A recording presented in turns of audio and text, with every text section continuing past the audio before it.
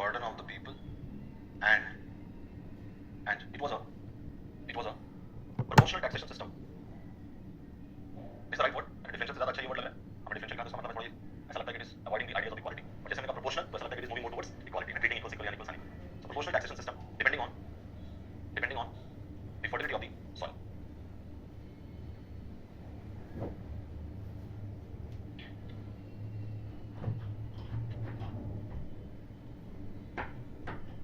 अब जो final point है मनुस्मृति में जिसको पढ़ के हम खत्म करेंगे Manusmriti, it is about the judicial system.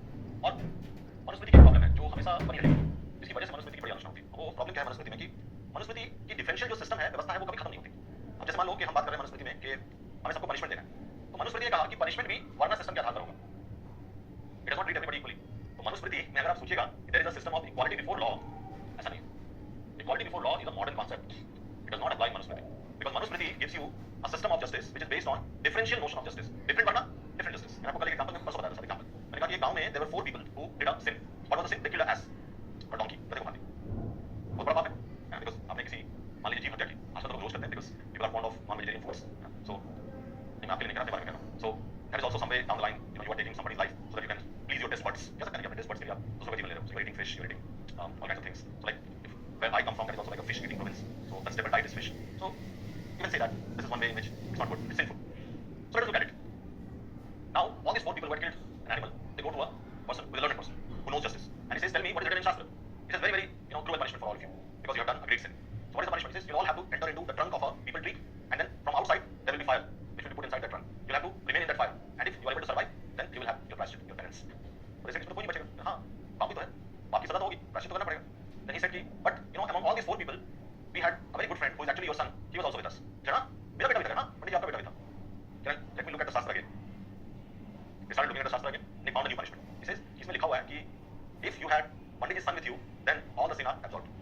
कोई दोष नहीं लगा आपके ऊपर, कोई प्रायश्चित की जरूरत नहीं. जाओ मस्त रहो. Everybody was happy. This is what is very differential mode of justice. So ये हम ऐसे व्यंग में कहते हैं. But you have to understand कि मनुस्मृति में जो हायरार्की है, वो justice तक आके भी खत्म नहीं हो रही. So it creates hierarchy and justice also. That's why justice is very varna centric. That is, it is hierarchical. जो lower varna है, उनको punishment ज़्यादा है. जो higher varna है, उनको punishment कम है for same crime. हमें आदत हो गई है to live in the idea of equality before law. It's a modern notion. So in modern society, when there is equality before law, this is where we live. And equality before law would tell us that everybody who has done similar crime, the law will treat him equally, and therefore you will get equal punishment, which is as per the law. For example, I commit a crime, and the Prime Minister of India would commit the same crime. Both of us will be tried in similar court A, and we will be given similar charges, and if proven, we will be given similar punishment. कोई मसला नहीं होगी इसमें. But ये जो मनुस्मृति है, मनुस्मृति में it supported different mode of punishment for different varna. So I would say that if a Brahman and a Shudra commit same crime, the Brahman would be sometimes given lenient punishment, while a Shudra can be given very strong punishment. Sometimes a Brahman can also be absolved by paying some fine, but the Shudra will be punished physically as well. तो शूद्र को कोड़े मारेंगे और ब्राह्मणों से बोलेंगे कि आप 2 रत्न दान कर दें और बजाने में और घर चले जाएं. So I mean, what you can say is that Manusmriti was basically giving us an idea where the justice system in Manusmriti was very, very varna centric. But what is the concept of justice? Justice के बारे में मनुस्मृति में कहा गया कि एक deterrence जैसा use करना चाहिए इसको. जैसे मान लीजिए समाज में आप न्याय व्यवस्था क्यों बनाते हैं? Again, this is very modern. Deterrence है ना, यानी आपने एक कानून बनाया, फिर भी लोग मानते नहीं. हमारे न्यायालय में केस लंबित होते जा रहे हैं. यानी हमारे यहाँ justice deterrence है, but लोग मान नहीं रहे. इसका मतलब है कि कोई प्रॉब्लम है सिस्टम में, judicial system में. बार-बार बात करते हैं, we have to reform our judicial system. But what is very interesting here is कि Manusmriti says and talks about justice, and it says that justice should be used as a deterrence in the society, so that if somebody commits a crime, he should be punished. Thunder, king has to deliver injustice because that will create a deterrence for others to not engage into the same type of crime. तो crime और criminals के लिए justice system एक deterrence का काम करे, ये मनुस्मृति चाहता है. इसलिए मनुस्मृति में एक बात पर बड़ा जोर दिया गया कि punishment एक last resort होना चाहिए. यानी at every level you should try to avoid punishment. ठीक? So punishment तभी आएगा ऑपरेशन में जब आप देखेंगे कि there is a crime, there is an adharma that has been performed, and therefore in order to move the society towards dharma, you have to now invoke your duty, your dharma, because a king's duty is to punish the wrongdoer as well.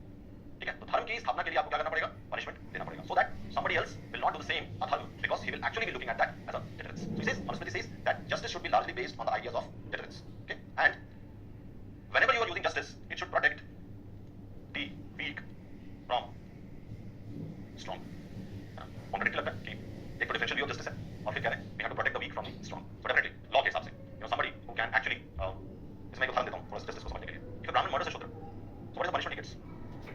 So Manusmriti will say that if he is able to donate X amount of money or ratna, whatever it is, he will not be given any punishment. But if a shudra murders a brahman, then he is going to get the harshest punishment possible. This is where it becomes very, very differential view of justice, which is largely based on the varna view of life. But because the varna view of life is an important, I would say, idea in Manusmriti, what you primarily see in Manusmriti is that even the justice system is reflecting the same varna system, in the ideas of Manusmriti. That's why although it starts with the basic premise of deterrence, it starts with the basic premise of protecting the weak from the strong. That is what Danda will do. But still, what the system, what he creates is, he says that the system has to be created in such a manner that it leads to a differential view of justice. But Manusmriti कहता था कि धर्मशास्त्र की अच्छी जानकारी राजा को होनी चाहिए. Justice system राजा को जस्टिस करना है, definitely on the advice, but raja खुद वेल वर्स्ड हो धर्मशास्त्र में so that he can pronounce justice. So largely justice एक ऐसा एस्पेक्ट है मनुस्मृति में which is very very criticised because it's very very hierarchical.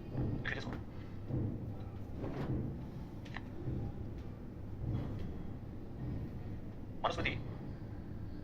Manusmriti did not have the concept of equality before law.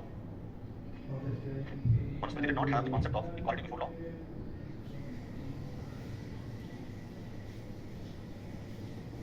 So, full stop. So it supported differential punishment. Differential punishment on the basis of varna of the offender. Full stop. Example: for the same offense, a Brahmin was to be given lenient punishment. For the same offense, a Brahmin was to be given a lenient punishment, while Shudra had to be given stricter punishment.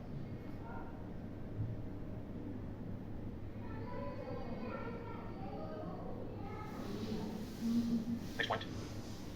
In Manusmriti,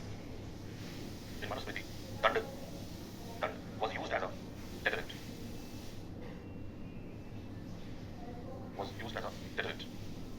Next point. It also believed that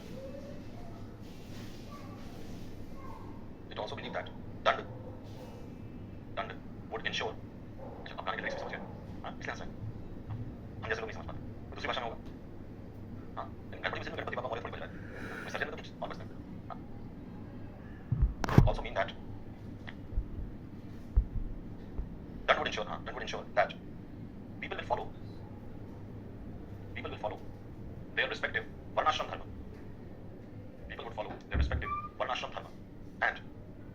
And it would protect the weak from the strong. So one of the Raj Dharma was to protect weak orphan, widow, or an old age person. Next point. Manusmriti wants his king to be well versed in Dharmashastra. For better pronouncements of justice.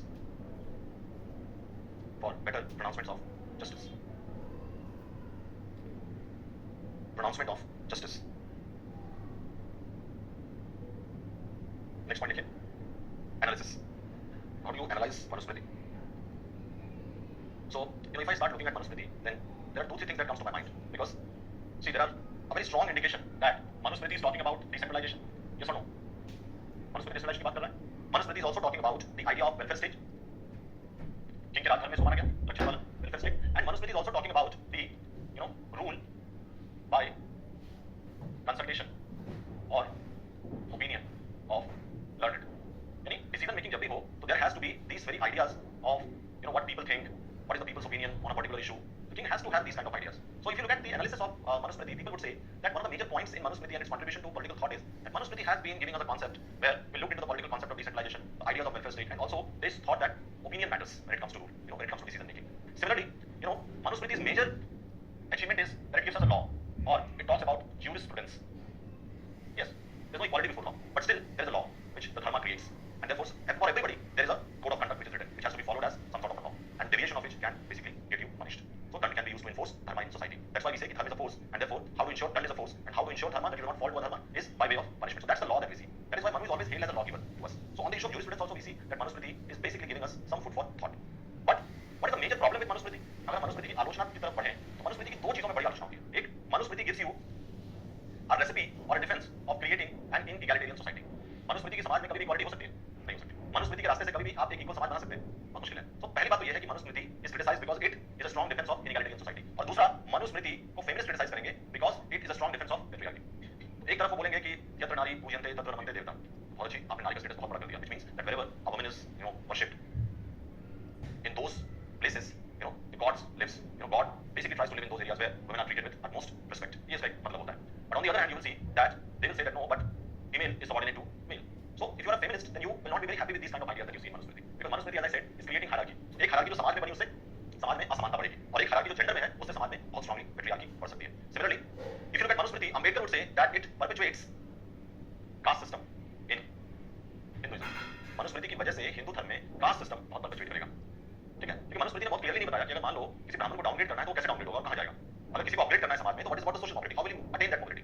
So the basic problem with Manusmriti is that if you have to look at Manusmriti and if you are a Ambedkar, you will say that if I find one document responsible for the conditions of untouchables in India, I will say it is Manusmriti. So he said that whole and sole responsibility of the miserable conditions of untouchables in India is basically because of Manusmriti. So Manusmriti basically does that. तो मनुस्मृति ने आपको allow नहीं किया इंटरवर्ना marriage. तो जाति क्यों नहीं बनेगी? If you have to marry within your varna, that will transform into jati. People born into particular varna will take the identity of that varna because pratilom vivah was not allowed. है ना? So that's precisely the reason. So you stratified into a particular caste that you varna you lived, and these varna transformed into caste system. That's where all these problems starts emerging. So if you look at the critique of Manusmriti, these are largely the points of criticism that we can refer to in Manusmriti's criticism. है ना? तो लिखिए.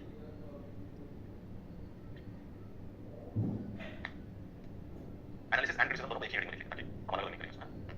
Points लिख लिया होगा आपने. So B.R. Mehta analyzes Manusmriti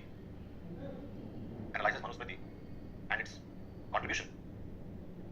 contribution in the early contribution in the growth of early / ancient Indian political thought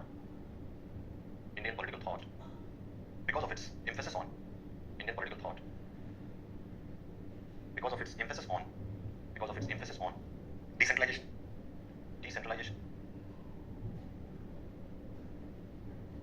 public welfare, and public opinion. Next point में लिखिए JDM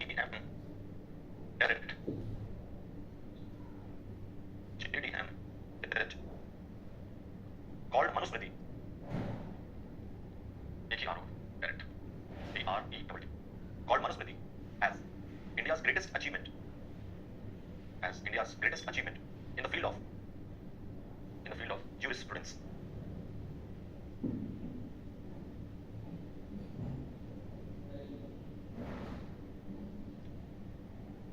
But Manusmriti has been criticized severely by जब भारत में social religious reform movement हुआ उस वक्त सबसे ज्यादा आलोचना किसकी हुई? मनुस्मृति की. So has been criticized by socio-religious reformists in India,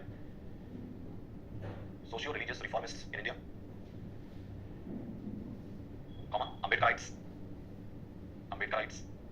and feminists. Next point. Although Manusmriti produced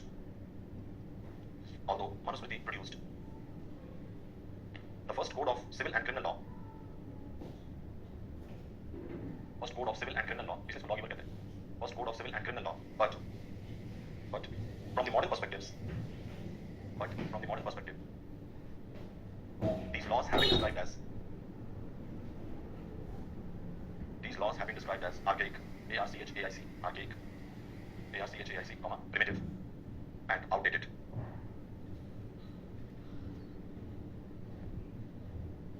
Next point. Manusmriti accepts the prevailing social order.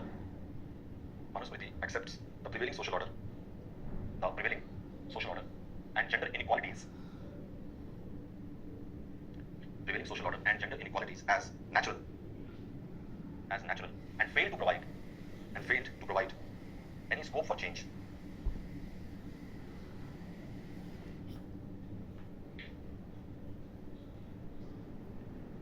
Next point. B.R. Ambedkar held Manusmriti responsible for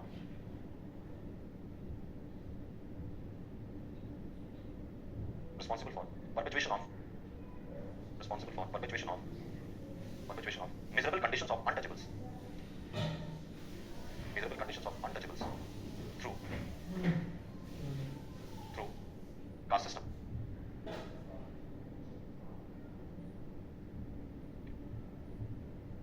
Next point. The feminist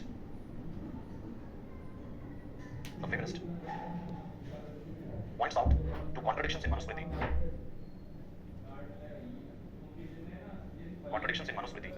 regarding the status of women. Points out contradictions in Manusmriti regarding the status of women.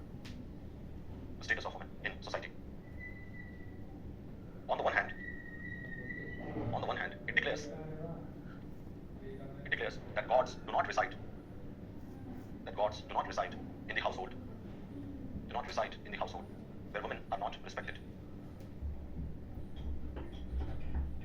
While, while on the other hand, a woman is always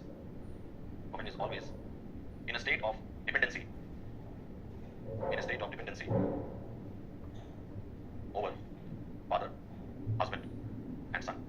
तो महिला को हमेशा dependency की तरह से दिखाया कि जब तक उसकी शादी नहीं है तो फादर पे डिपेंडेंट है, शादी हो गई तो पति पे डिपेंडेंट है, पति परमेश्वर, एंड देन पति नहीं है तो फिर पुत्र पे डिपेंडेंसी है. So there is always this inferiority, this gender disparity, which is the feminist would criticized. Okay, so feminist criticized the subordinate status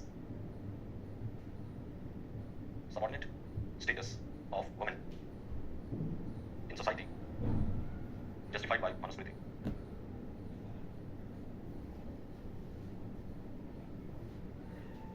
Next point, Manusmriti failed to mention how Brahmins should be downgraded,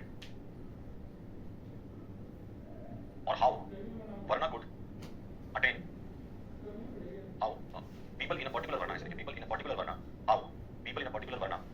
could attain upward mobility. मैं चौथे वर्ग में हूं तो मैं कैसे पहले वर्ग तक पहुंच सकता हूं? कोई सिस्टम ओपन है या नहीं है? ऐसी कोई बात हमें दिखती नहीं है. So Manusmriti's ideas created a Brahmanical domination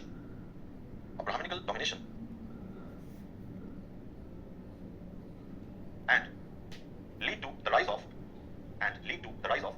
a rigid hierarchical caste system. Since inter-Varna marriage was not allowed in Manusmriti, it led to the rise of a static hierarchical caste system.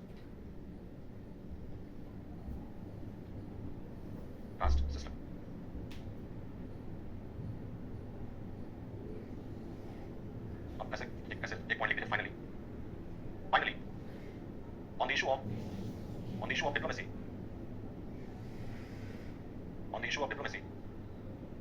Manusmriti, अब diplomacy में एक नीति होती है उसको कहते हैं षड्गुण नीति.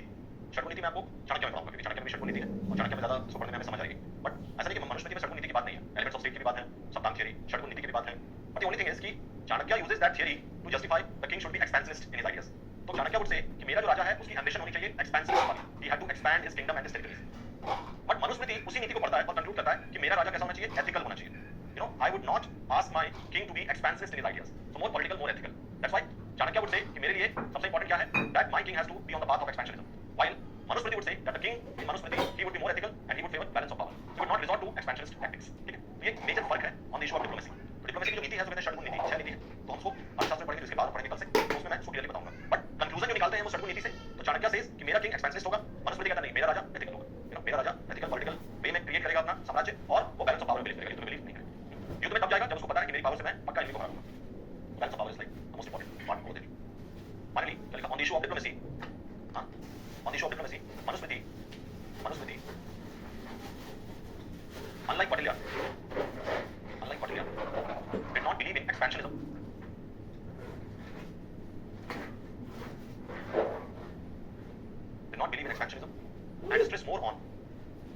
And stress more on balance of power. Because he did not believe that the strength of the king can be demonstrated by